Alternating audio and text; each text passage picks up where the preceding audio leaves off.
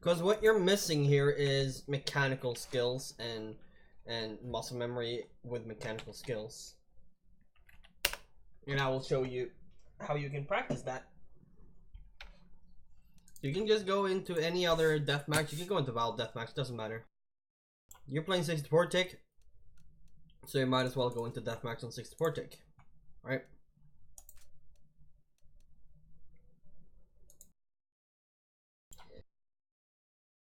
So what you need to practice is gun control, movement, and peeking.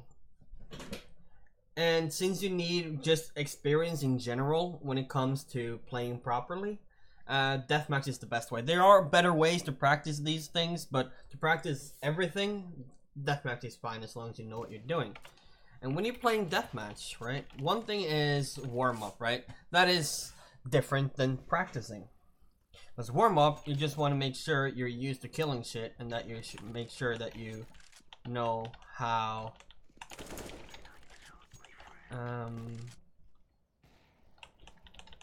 make sure that your wrist is warmed up and you're ready to play and you're awake and stuff, right? So you see how I peek these corners? Like, I keep my crosshair and I move my A and D. If you look at the bottom of the screen, I think that's... Is it working?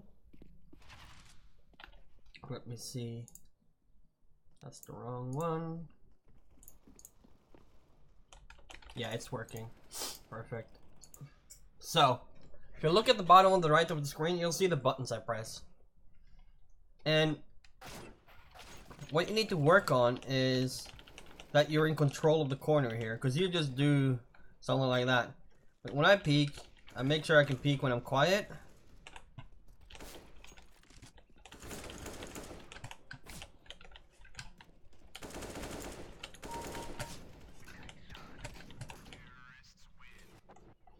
No, it just ended. But don't matter how many kills you get, don't matter how many deaths you get, because that doesn't make sense to worry about that.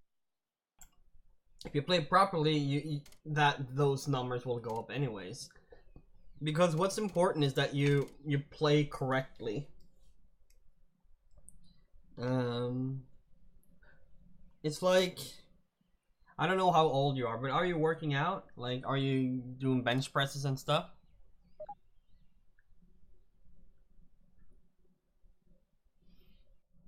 That is the best way I can, best thing I can explain it with. No, okay. That's fine. So basically, yeah, sure, it's fine. So, I'll explain it to you. So basically, when you're doing bench press, right, you heard everyone say, oh, how much are you lifting, right? And basically, you don't want to do maximum lifts, if that makes sense. You don't want to try and lift your maximum every time, because that will strain your muscles and that will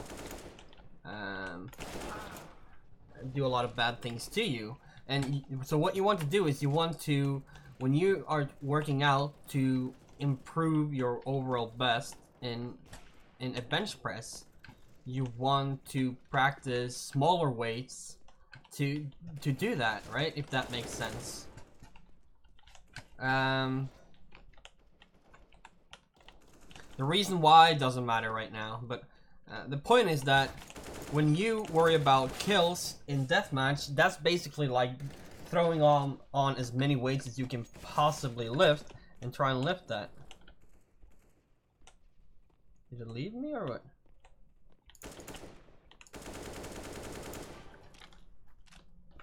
So when you go into deathmatch to practice, you don't want to lift as much as you can.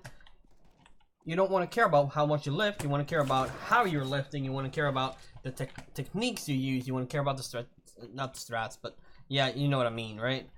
It's not important how big that number is, as long as you're doing the right workout, and that goes the same way in CS:GO. You don't want to look at stats when you're practicing. You don't want to care if people call you bad. It's like when I'm warming up and people say, "Oh, you lost your aim," but I'm not there to kill as I'm not warming up to kill as many bots as possible or to kill as many people in deathmatch as possible, because that's not important. That's not why I'm there, right? I'm here to practice flicks or practice knife kills or Sues or scouts or deagle or pre-aim or movement or whatever, right? So it doesn't matter how many I kill, because that's not what I'm there for, right? So that's how you practice properly. And that is not my opinion, that's the way it is. A lot of people misinterpret what I say and think, well, that's just your opinion. No, it's not. That's the way to do it. There is... You can do it by playing, by getting as many kills as possible, but that is inefficient compared to doing it properly. So, when it comes to deathmatching, right? This is your playground. This is your training ground, and you should be... Not a lot of games has this. If you look at PUBG, if you look at Overwatch, those games don't have this. This is one of the few games that has this practice arena, which people are tryharding, which is good for you, because when people are tryharding, that gives you harder opponents, which is what you want when you're practicing. So that's good for you, that people don't understand what you should use deathmatching for, but if you use it as your training ground, you'll get a lot out of it. So, back to what I was originally going to say, is that when you play deathmatch, you want to play like it's... Not like it's a competitive match, that is different. You want to sort of play it like you are rushing B site, right? And then you need to figure out, like here, I'm gonna play it like I'm clearing jungle, right? Then now I'm in a different zone. I'm just gonna peek mid. Has nothing to do with clearing jungle. You need to realize that if you clear jungle, let's say as a CT, you don't need to peek mid. But for some reason, if I want to peek mid, that's when I'm practicing by peeking mid, right? And that dying there has nothing to do with you peeking mid, because most of the time in the matchmaking game you would have had teammates, right? You would have had smokes, molotovs, flashes, so you would never peek mid if there was a possibility for you to get peeked by jungle. Then you would sit and you would hold jungle, right? Makes sense? And now I'm in the possibility, now I can put this scenario into my head, like, what if bomb is here, I'm CT with an AK, right? And I'm just gonna hold a push. Next, okay, B, retake B or something that's a little bit fast or something. And look at this, I'm not really looking behind me because that's not really important, right? So, retake. So you can choose, maybe you want to lurk. So, that scenario is where you want to clear out this the best way. And if someone spawns, that's someone infoing you, or you are hearing someone's step or something, right? And now I'm back at, I'm gonna peek this as CT. That kill I just killed because he's there, right? That's not really practice, it's just aim practice, really. Flicking, something like that. So, oh shit. And that's why you see me run with a knife out there, because that's what I would do in a B rush, right?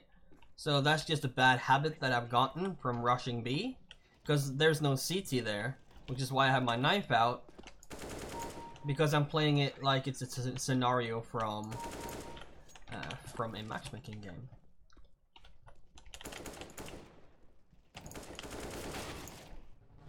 So now I'll go over to movement. So when you move around, let me turn up the sound here. So you hear me stepping, right? So you can peek without making sound, without holding shift. I'm silent now. And that's what's important here. So you want to do that in deathmatch. It's not about getting as many kills. It's about finding out how you can peek to be the most effective. CT flanking.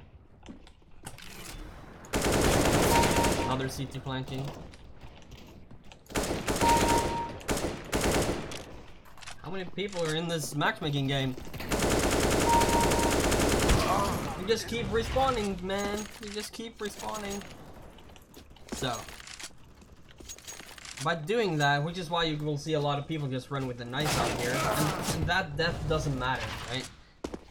That doesn't matter. And you will get a lot of those deaths. But when it comes to shooting, you want to always keep moving. You see how I'm moving around? If you try to look at how I'm moving. I'm pressing a lot of keys a lot of the time.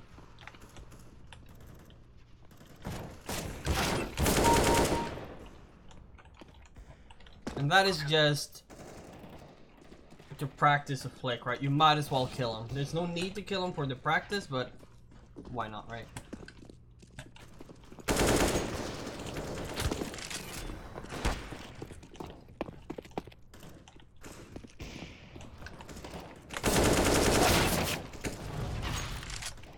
That kill I should have had. And that is another thing. Let me turn down. So that's another thing. Is that you want to understand what kills should you get and what shouldn't you get. Like, because if someone suddenly walks up behind me, that's not a kill that I should get in a deathmatch, because that doesn't make sense, because my teammates would have covered me, etc, etc. But in a match